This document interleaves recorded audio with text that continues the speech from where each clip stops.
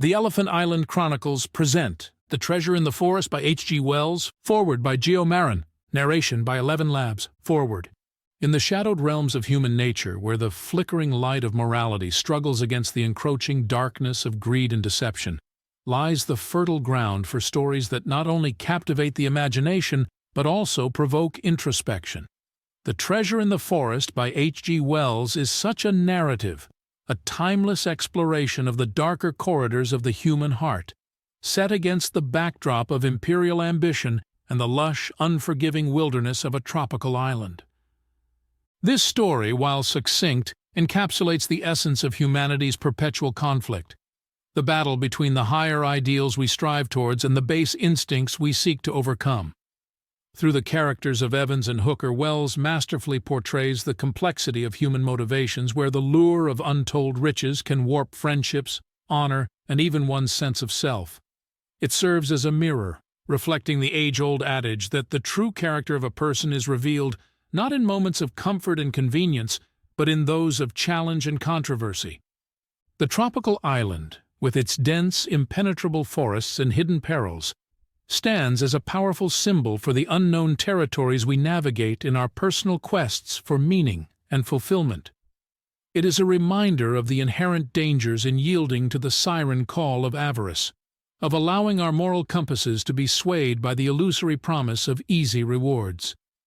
The island's beauty and serenity, juxtaposed with the lethal secrets it harbors, serve as a metaphor for the dual nature of our aspirations and the consequences they entail when pursued without regard for the greater good.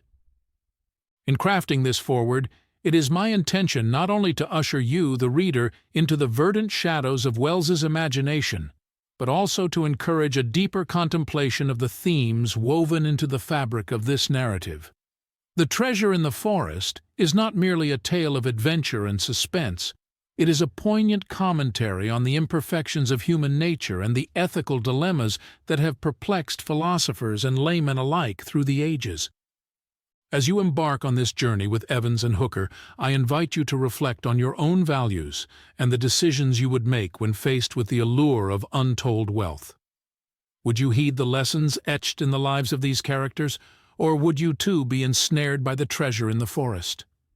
May this story be a lantern, illuminating the path to deeper understanding and empathy, reminding us of the treasure that lies not in material wealth, but in the strength of our character and the integrity of our actions. Geo Marin. The canoe was now approaching the land. The bay opened out, and a gap in the white surf of the reef marked where the little river ran out to the sea. The thicker and deeper green of the virgin forest showed its course down the distant hill slope. The forest here came close to the beach. Far beyond, dim and almost cloud-like in texture, rose the mountains like suddenly frozen waves. The sea was still save for an almost imperceptible swell. The sky blazed. The man with the carved paddle stopped. "It should be somewhere here," he said. He shipped the paddle and held his arms out straight before him. The other man had been in the forepart of the canoe, closely scrutinizing the land. He had a sheet of yellow paper on his knee. "Come and look at this, Evans," he said. Both men spoke in low tones, and their lips were hard and dry. The man called Evans came swaying along the canoe until he could look over his companion's shoulder. The paper had the appearance of a rough map. By much folding it was creased and worn to the pitch of separation, and the second man held the discolored fragments together where they had parted. On it, one could dimly make out in almost obliterated pencil the outline of the bay. "Here," said Evans, "is the reef, and here is the gap." He ran his thumbnail over the chart. "This curved and twisting line is the river. I could do with a drink now. And this star is the place." "You see this dotted line," said the man with the map. "It is a straight line and runs from the opening of the reef to a clump of palm trees. The star comes just where it cuts the river. We must mark the place as we go into the lagoon." "It's queer," said Evans after a pause, "what these little marks down here are for. It looks like the plan of a house or something, but what all these little dashes pointing this way and that may mean I can't get a notion. And what's the writing?" "Chinese," said the man with the map. "Of course, he was a Chinese," said Evans. "They all were," said the man with the map. They both sat for some minutes staring at the land while the canoe drifted slowly. Then Evans looked towards the paddle. "Your turn with the paddle now, Hooker," said he, and his companion quietly folded up his map, put it in his pocket, passed Evans carefully, and began to paddle. His movements were languid, like those of a man whose strength was nearly exhausted. Evans sat with his eyes half closed, watching the frothy breakwater of the coral creep nearer and nearer. The sky was like a furnace now, for the sun was near the zenith. Though they were so near the treasure, he did not feel the exaltation he had anticipated. The intense excitement of the struggle for the plan and the long night voyage from the mainland in the unprovisioned canoe had, to use his own expression, taken it out of him. He tried to arouse himself by directing his mind to the ingots the Chinamen had spoken of, but it would not rest there. It came back headlong to the thought of sweet water rippling in the river and to the almost unendurable dryness of his lips and throat. The rhythmic wash of the sea upon the reef was becoming audible now, and it had a pleasant sound in his ears. The water washed along the side of the canoe, and the paddle dripped between each stroke. Presently he began to doze. He was still dimly conscious of the island, but a queer dream texture interwove with his sensations. Once again it was the night when he and Hooker had hit upon the Chinaman's secret. He saw the moonlit trees, the little fire burning, and the black figures of the three Chinamen, silvered on one side by moonlight and on the other glowing from the firelight, and heard them talking together in pidgin English, for they came from different provinces. Hooker had caught the drift of their talk first, and had motioned to him to listen. Fragments of the conversation were inaudible and fragments incomprehensible. A Spanish galleon from the Philippines hopelessly aground, and its treasure buried against the day of return, lay in the background of the story. A shipwrecked crew thinned by disease, a quarrel or so, and the needs of discipline, and at last taking to their boats never to be heard of again. Then Chang He, only a year since, wandering ashore, had happened upon the ingots hidden for 200 years, had deserted his junk, and reburied them with infinite toil, single-handed but very safe. He laid great stress on the safety. It was a secret of his. Now he wanted help to return and exhume them. Presently the little map fluttered and the voices sank. A fine story for two stranded British wastrels to hear. Evans's dream shifted to the moment when he had Shanghai's pigtail in his hand. The life of a Chinaman is scarcely sacred like a European's. The cunning little face of Chang He, first keen and furious like a startled snake, and then fearful, treacherous, and pitiful, became overwhelmingly prominent in the dream. At the end Chang He had grinned, a most incomprehensible and startling grin. Abruptly things became very unpleasant, as they will do at times in dreams. Chang He gibbered and threatened him. He saw in his dream heaps and heaps of gold, and Chang He intervening and struggling to hold him back from it. He took Chang Hai by the pigtail. How big the yellow brute was, and how he struggled and grinned. He kept growing bigger, too. Then the bright heaps of gold turned to a roaring furnace, and a vast devil, surprisingly like Chang He, but with a huge black tail, began to feed him with coals. They burnt his mouth horribly. Another devil was shouting his name. "Evans, Evans, you sleepy fool!" Or was it Hooker? He woke up. They were in the mouth of the lagoon. "There are the 3 palm trees. It must be in a line with that clump of bushes," said his companion. "Mark that. If we go to those bushes and then strike into the bush in a straight line from here, we shall come to it when we come to the stream." They could see now where the mouth of the stream opened out. At the sight of it, Evans revived. "Hurry up, man," he said, "or by heaven I shall have to drink seawater." He gnawed his hand and stared at the gleam of silver among the rocks and green tangle. Presently he turned almost fiercely upon Hooker. "Give me the paddle," he said. So they reached the river mouth. A little way up, Hooker took some water in the hollow of his hand, tasted it, and spat it out. A little further he tried again. "This will do," he said, and they began drinking eagerly. "Curse this," said Evans suddenly. "It's too slow." And leaning dangerously over the forepart of the canoe, he began to suck up the water with his lips. Presently they made an end of drinking, and running the canoe into a little creek were about to land among the thick growth that overhung the water. "We shall have to scramble through this to the beach to find our bushes and get the line to the place," said Evans. "We had better paddle round," said Hooker. So they pushed out again into the river and paddled back down it to the sea and along the shore to the place where the clump of bushes grew. Here they landed, pulled the light canoe far up the beach, and then went up towards the edge of the jungle until they could see the opening of the reef and the bushes in a straight line. Evans had taken a native implement out of the canoe. It was L-shaped, and the transverse piece was armed with polished stone. Hooker carried the paddle. "It is straight now in this direction," said he.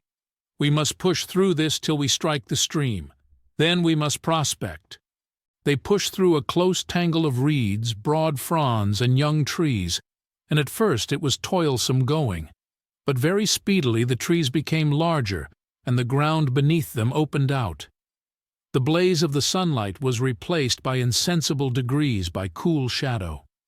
The trees became at last vast pillars that rose up to a canopy of greenery far overhead. Dim white flowers hung from their stems, and ropey creepers swung from tree to tree. The shadow deepened. On the ground, blotched fungi and a red-brown incrustation became frequent. Evans shivered. "It seems almost cold here after the blaze outside." "I hope we are keeping to the straight," said Hooker. Presently they saw, far ahead, a gap in the somber darkness where white shafts of hot sunlight smote into the forest. There also was brilliant green undergrowth and colored flowers. Then they heard the rush of water. "Here is the river. We should be close to it now," said Hooker. The vegetation was thick by the river bank. Great plants, as yet unnamed, grew among the roots of the big trees and spread rosettes of huge green fans toward the strip of sky. Many flowers and a creeper with shiny foliage clung to the exposed stems. On the water of the broad, quiet pool which the treasure-seekers now overlooked there floated big oval leaves and a waxen pinkish-white flower not unlike a water-lily. Further, as the river bent away from them, the water suddenly frothed and became noisy in a rapid. "Well," said Evans. "We have swerved a little from the straight," said Hooker. "That was to be expected." He turned and looked into the dim, cool shadows of the silent forest behind them. "If we beat a little way up and down the stream, we should come to something." "You said," began Evans. "He said there was a heap of stones," said Hooker. The two men looked at each other for a moment. "Let us try a little downstream first," said Evans. They advanced slowly, looking curiously about them. Suddenly Evans stopped. "What the devil's that?" he said. Hooker followed his finger. "Something blue," he said. It had come into view as they topped a gentle swell of the ground. Then he began to distinguish what it was. He advanced suddenly with hasty steps, until the body that belonged to the limp hand and arm had become visible. His grip tightened on the implement he carried. The thing was the figure of a Chinaman lying on his face. The abandon of the pose was unmistakable. The two men drew closer together and stood staring silently at this ominous dead body. It lay in a clear space among the trees. Nearby was a spade after the Chinese pattern, and further off lay a scattered heap of stones, close to a freshly dug hole. "Somebody has been here before," said Hooker, clearing his throat. Then suddenly Evans began to swear and rave and stamp upon the ground. Hooker turned white but said nothing. He advanced towards the prostrate body. He saw the neck was puffed and purple and the hands and ankles swollen. "Pa!" he said, and suddenly turned away and went towards the excavation. He gave a cry of surprise. He shouted to Evans, who was following him slowly. "You fool! It's all right! It's here still!" Then he turned again and looked at the dead Chinaman, and then again at the hole. Evans hurried to the hole. Already half exposed by the ill-fated wretch beside them lay a number of dull yellow bars. He bent down in the hole and, clearing off the soil with his bare hands, hastily pulled one of the heavy masses out. As he did so, a little thorn pricked his hand. He pulled the delicate spike out with his fingers and lifted the ingot. "Only gold or lead could weigh like this," he said exultantly. Hooker was still looking at the dead Chinaman. He was puzzled. "He stole a march on his friends," he said at last. "He came here alone, and some poisonous snake has killed him. I wonder how he found the place."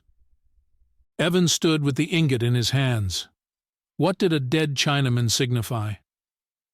"We shall have to take this stuff to the mainland piecemeal and bury it there for a while. How shall we get it to the canoe?" He took his jacket off and spread it on the ground and flung 2 or 3 ingots into it. Presently he found that another little thorn had punctured his skin. "This is as much as we can carry," said he. Then suddenly, with a queer rush of irritation, "What are you staring at?" Hooker turned to him. "I can't stand him." He nodded towards the corpse. "It's so like—" "Rubbish," said Evans. "All Chinamen are alike." Hooker looked into his face. "I'm going to bury that anyhow, before I lend a hand with this stuff." "Don't be a fool, Hooker," said Evans. "Let that mass of corruption bide." Hooker hesitated, and then his eye went carefully over the brown soil about them. "It scares me somehow," he said. "The thing is," said Evans, "what to do with these ingots. Shall we rebury them over here or take them across the strait in the canoe?" Hooker thought. His puzzled gaze wandered among the tall tree trunks and up into the remote sunlit greenery overhead. He shivered again as his eye rested upon the blue figure of the Chinaman. He stared searchingly among the gray depths between the trees. "What's come to you, Hooker?" said Evans. "Have you lost your wits?" "Let's get the gold out of this place, anyhow," said Hooker. He took the ends of the collar of the coat in his hands, and Evans took the opposite corners, and they lifted the mass. "Which way?" said Evans. "To the canoe?" "It's queer," said Evans, when they had advanced only a few steps, "but my arms ache still with that paddling." "Curse it," he said. "But they ache. I must rest." They let the coat down. Evans's face was white, and little drops of sweat stood out upon his forehead. "It's stuffy somehow in this forest." Then, with an abrupt transition to unreasonable anger, "What is the good of waiting here all the day? Lend a hand, I say. You have done nothing but moon since we saw the dead Chinaman." Hooker was looking steadfastly at his companion's face. He helped raise the coat bearing the ingots, and they went forward perhaps 100 yards in silence. Evans began to breathe heavily. "Can't you speak?" he said. "What's the matter with you?" said Hooker. Evans stumbled, and then with a sudden curse flung the coat from him. He stood for a moment staring at Hooker, and then with a groan clutched at his own throat. "Don't come near me," he said, and went and leant against a tree. Then, in a steadier voice, "I'll be better in a minute." Presently his grip upon the trunk loosened, and he slipped slowly down the stem of the tree until he was a crumpled heap at its foot.